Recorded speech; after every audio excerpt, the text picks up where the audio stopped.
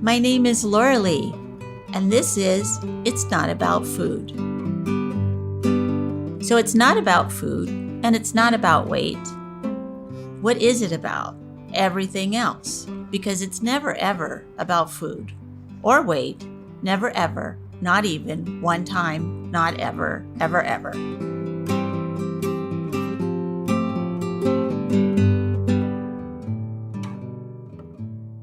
Hello, everyone. This is Laurelee Roark from It's Not About Food podcast.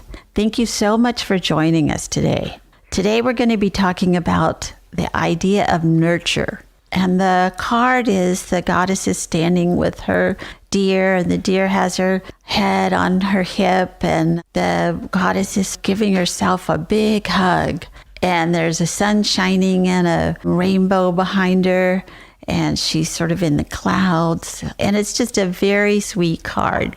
And the back of the card reads, nurture means to provide true nourishment for our body, minds, and souls. When we become more present and aware of our needs, it is easier to define what feels good to our bodies and selves and what is nourishing to us. When we stop hating ourselves and start practicing loving kindness, it is easier to take care of ourselves in nurturing ways. So for me, the idea of nurturing myself was completely not there. It wasn't there.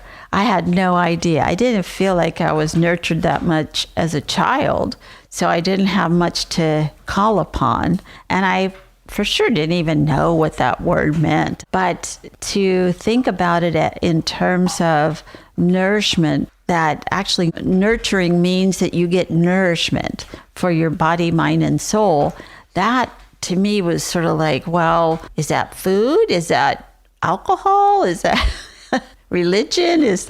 What is that? So to break it down for me, nurturing to myself meant to be present with myself, to be accepting of myself, and to just sort of, before I could love myself, just at least be okay with myself, work towards that. And I hated my body so much for so much of my life that to let go of the hate and then to go to being accepting and then to go to, after that, being loving, that took a long time. But I kept just trying to take care of myself in nurturing ways, whatever that meant for me. We have Helen with us today. I'm going to let her introduce herself, but I did groups with her for many years through Beyond Hunger, and she brought that nurturing piece so well for people. And one thing I remember that she used to say is, treat yourself like you're a fragile vase. It was such a sweet thing to say to people who just knock themselves around all over the place with their words and how they treat themselves. But it was very nurturing to listen to feedback from Helen when she would tell people, just be on your own side. Just be okay with where you are with yourself. You're great. You're fabulous. You're going to get through this. And treat yourself like you're precious. It was so sweet to always hear that. It helped me too. So here is Helen. I'm going to introduce her. She's going to tell us what she's doing these days, which is a lot, I'm sure. And then we'll talk about nurturing. How do we do that? How do we tell people to do it? How did we do it for ourselves? So take it away, Helen. Hi, Laurelee. Oh, I'm kind of nervous. I do have to give props for the fragile vase. I use that a lot. It is from Janine Roth, and I love that. I don't know if she still uses it, but a million years ago when I started my own recovery, she helped me and really helped me thus decide to help other people because it is such a life-changing experience. In the job I do now is private practice, and I work a lot with grief and loss, which I think we all know, but it's worth saying out loud, is not just about the loss of people we love through death, but the loss of hopes and the loss of body function and the loss of relationships and moving and change. There's a lot of grief and loss that happens that isn't real obvious or black and white. And I've been thinking about if I were to write a book about just the tenderness of change and how that is so relevant even minute to minute in our lives. And I was just thinking in terms of nurture, for me as a child, and even now at 49, 7 squared,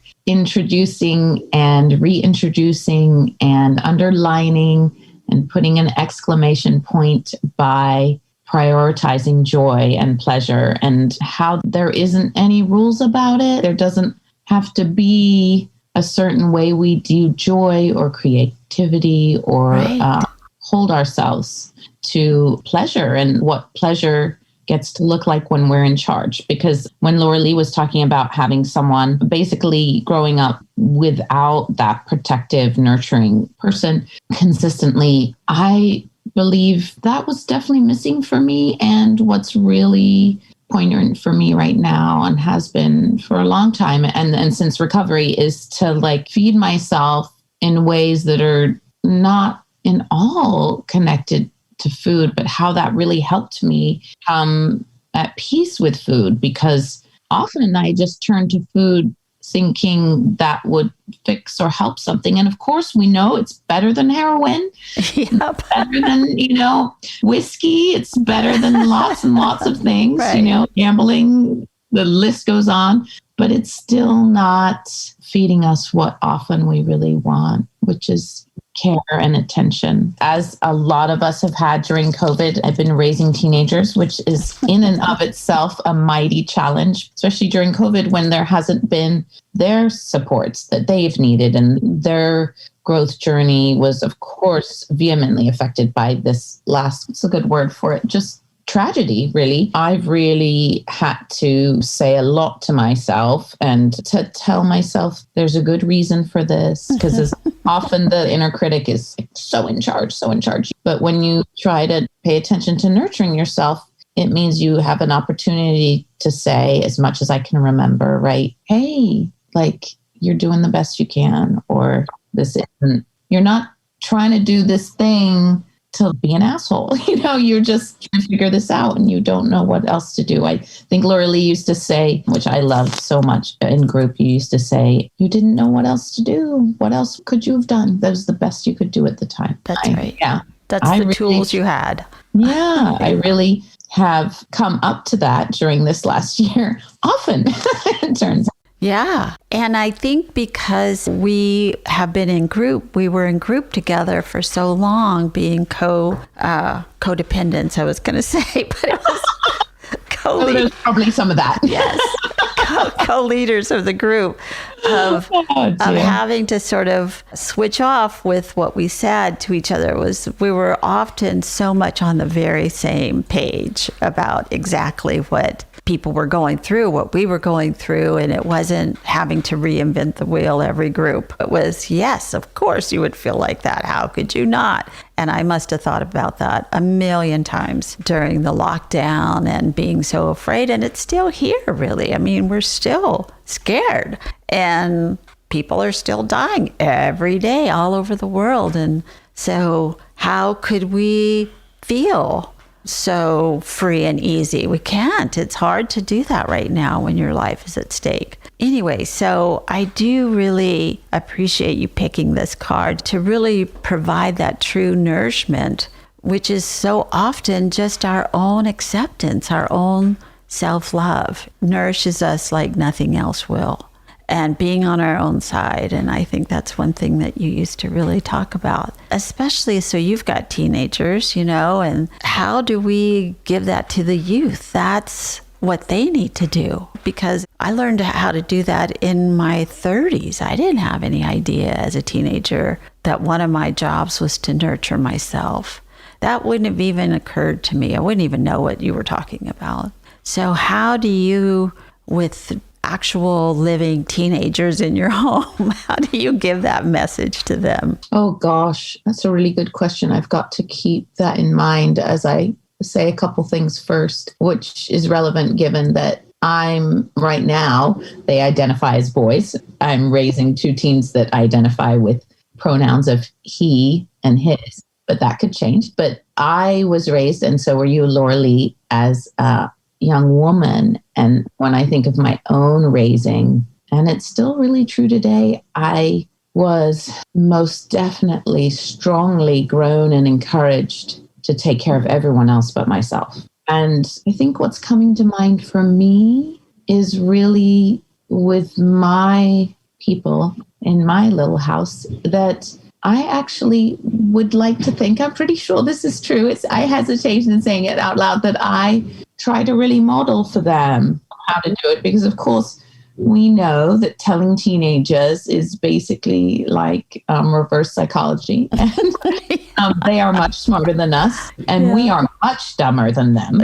And they will let us know that at any moment. Even my youngest, who glides around the world as though he was given some kind of golden, I don't know, magic wand. My oldest has learning differences, so the world is harder for them.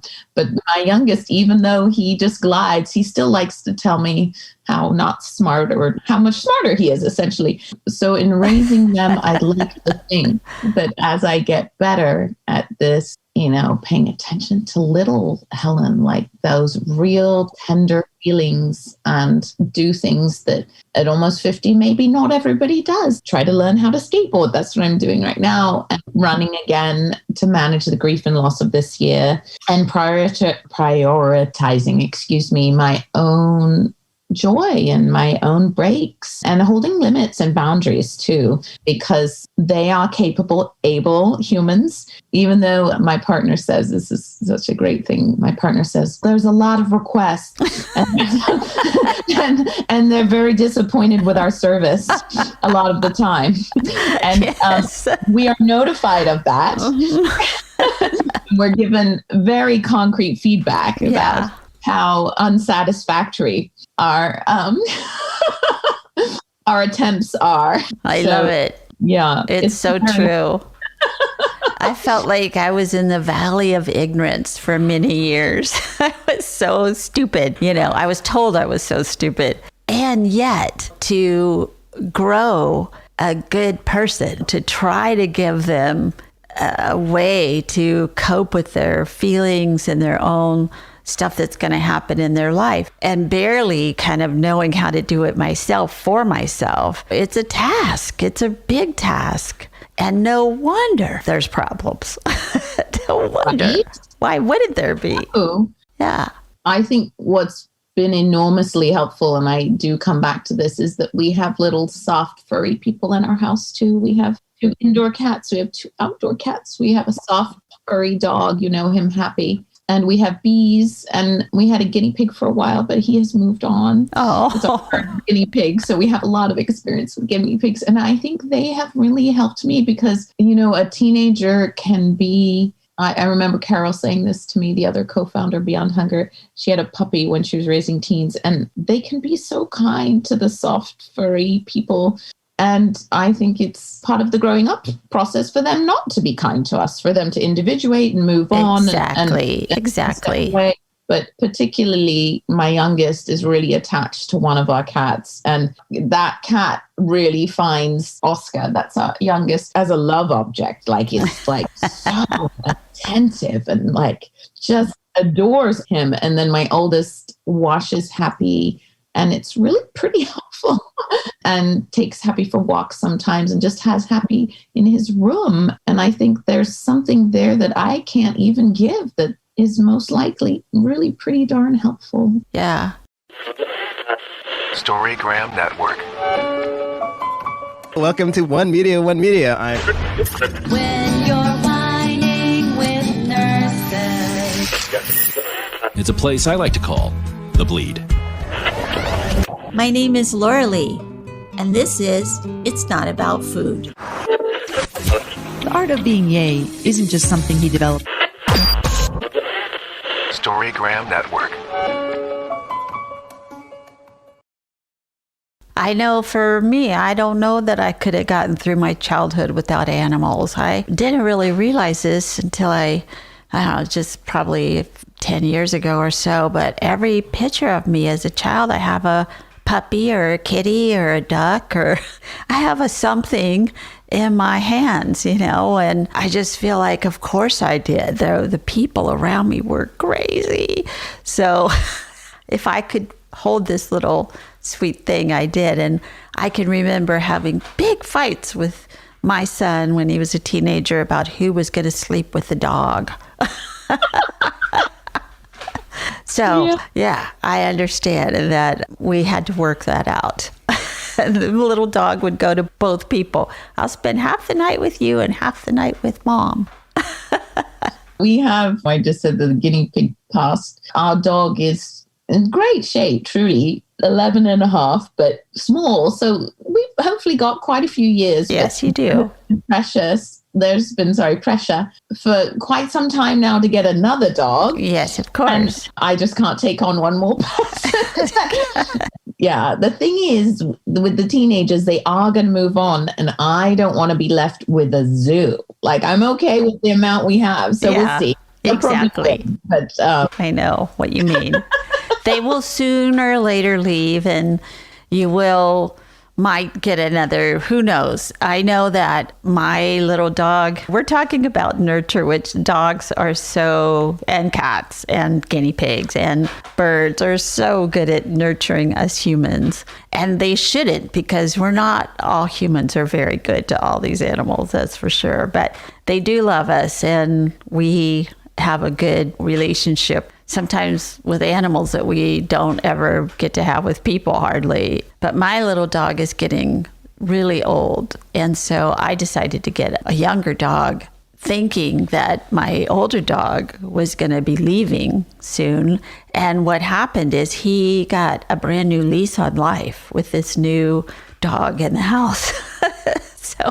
So it's okay with me. Everybody's hanging around for a little while. Yeah, totally. I know. And I definitely have. The problem is you have the same thing and it worked out fine. So who knows? You will know if this happens. Is like, we happen to have got the best dog in the world already. And I know I'm going to be like vividly disappointed when this new dog actually acts like a dog instead of a stuffed animal, because our dog is like so quiet and just always there, but never doing something annoying. And I know, it's true. It's true. You'll get a dog that's meant to be for you. And I mean, I've had dogs all my life, and some of them very different.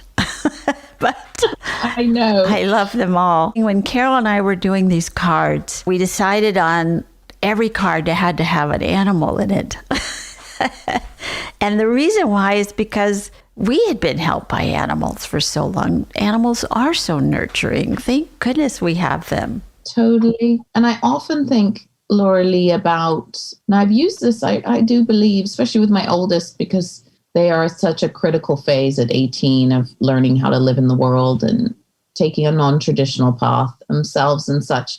That I remember you telling me that there was this program in the city for people who are really struggling, like the people that lots of agencies don't even meet, like the homeless, the people that don't have access to services. And truly, the therapy that was offered was simply, but we know it's not simple, but it really is hopefully the driving factor of all that we do, just compassion. In other words, like reflective window for people to come and tell their troubles and tell their struggles and talk about the roughest things, and for someone just to listen. And it's not that I'm terribly good at that as a parent.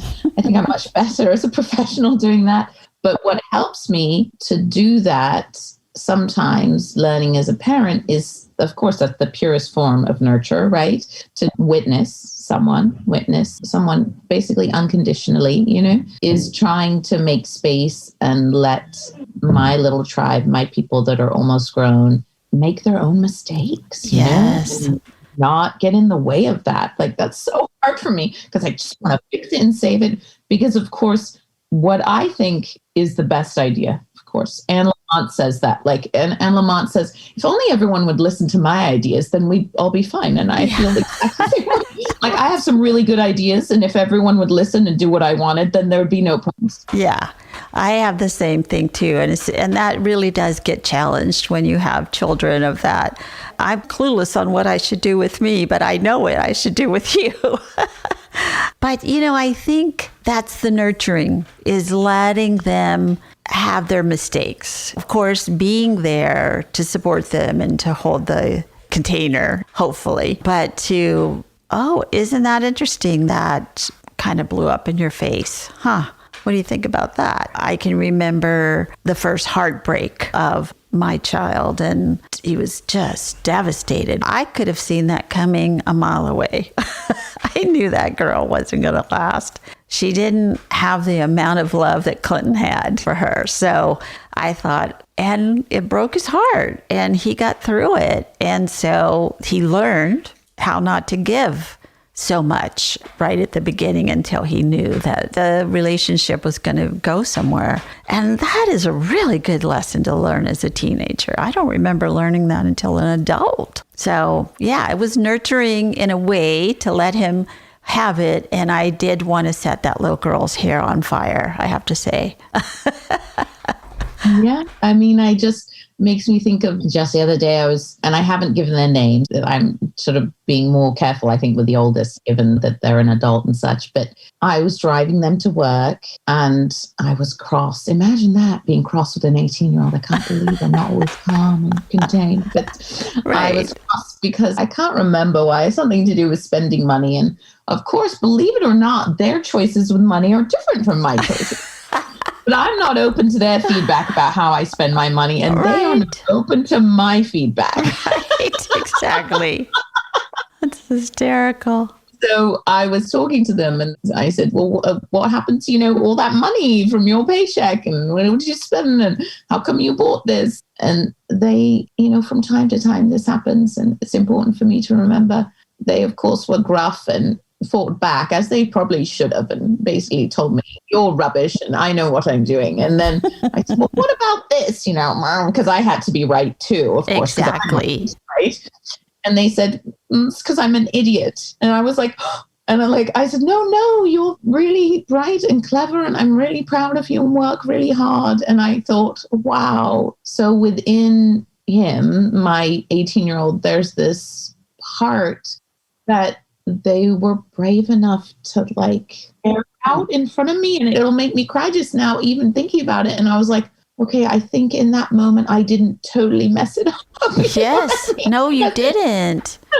I just couldn't believe that they could because that's really letting someone in, not doing the you're wrong, I'm right, you're wrong. And of course I was doing it too. Of course. I would imagine both of you are human. Oh my gosh, that's something I use every day in my work. And I try to remember for myself, it's because you're human and you're not a robot. Yeah. Oh, okay, yeah. Good. Exactly. Which is the nurturing part of giving ourselves the reminder that we are human, infallible. We haven't been here before in this moment. We don't know that this is what was going to happen with a little tiny virus coming to everybody in the world. We had no clue about that at all. I would have never thought about that in a million years. I would have never thought that was going to happen. Now, I know that since then, people have been saying, we knew this was coming. We knew it was coming. It was going to happen sooner or later. I live in Northern California. I have kind of a feeling like there's going to be an earthquake, but I will still be shocked when it happens. Oh, definitely. We have everything patched down, hunkered down, emergency. Some of my mates are really good at that. I'm things that are important to me is my latest fuzzy blanket that I'm really stoked on. I just right.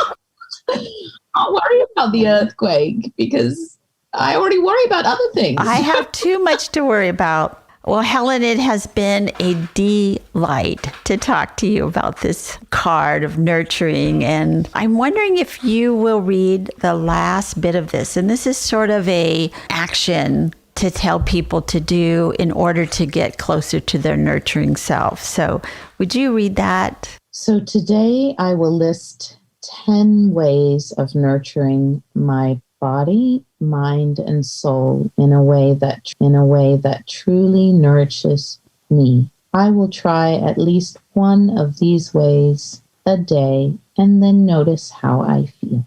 Oh, and isn't that nurturing? And maybe just because we just talked about earthquake, we could say, Maybe one nourishing thing I could do for myself is fill a bottle with water and put it in the garage, just in case. I might feel better about that if I do that.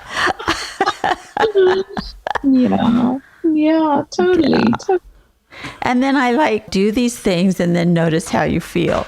Do you feel nourished? Do you feel taken care of? I mean, that's really what I wanted to feel. Somebody was taking care of me. Even if it was just me, then good, I'm taking care of me. So thank you so much for being here today. I'm very proud of you for growing teenagers and with all these animals, your little zoo. So thank you so much. And I'm glad you're still out there doing this work. Good for you. Thank you, Laurelee. It's lovely to be here today. Yeah, thank you. Thank you for listening. And be sure and follow me on Patreon, Instagram, Twitter, Facebook, and itsnotaboutfood.com. Thanks.